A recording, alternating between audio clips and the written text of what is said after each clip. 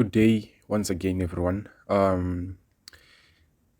Today we are still under Newton's laws, section 1.1, the basics of Newton's laws, right? Um, if you're a returning subscriber, thank you for joining us once again. And then if you're a new viewer, please join the fam. The channel is about making things that are hard seem easy because they're easy, right? So, without wasting much of the time, we said we are still under the basics of Newton's law, section 1.1. We did contact and non-contact forces in the previous lesson, and we also covered the force and free body diagrams, like the difference between them, how do you draw them, and what the forces and how the free body and the force diagrams look like, right? So right now we'll be focusing on the resultant or the net force, right? The resultant or the net force. Firstly, F net is the vector sum of the forces exerted on an object, meaning that the vector sum meaning that we are adding all the forces that act in the same direction, right?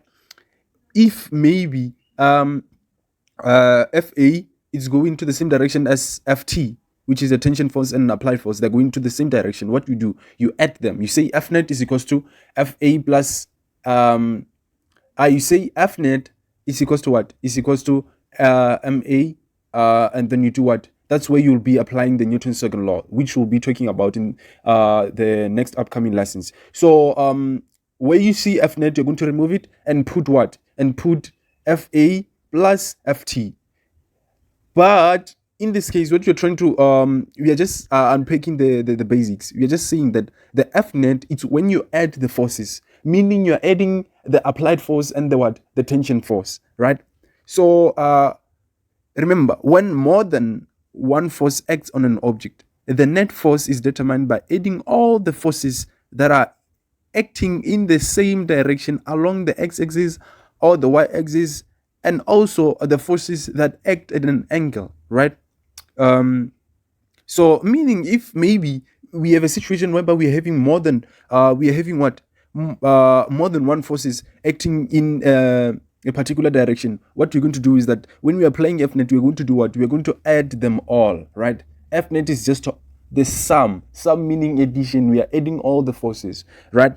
So, and remember, before any calculation in physical sciences, take the positive direction first before solving or calculating. Remember that, right? And then remember also to add only horizontal forces if a force acts at an angle. Remember that. And if a force acts at an angle, remember that Fx is equals to what? Is equals to F cos theta, right? And F mainly, we replace it with what? Fa, meaning applied force, right? But remember that Fx is equals to F cos theta and Fy is equals to F sin theta, right? So we only add horizontal forces, right? So all forces at an angle, or what? The forces on the y-axis, right? So FG parallel always acts parallel to the inclined plane. It always acts parallel to the inclined plane.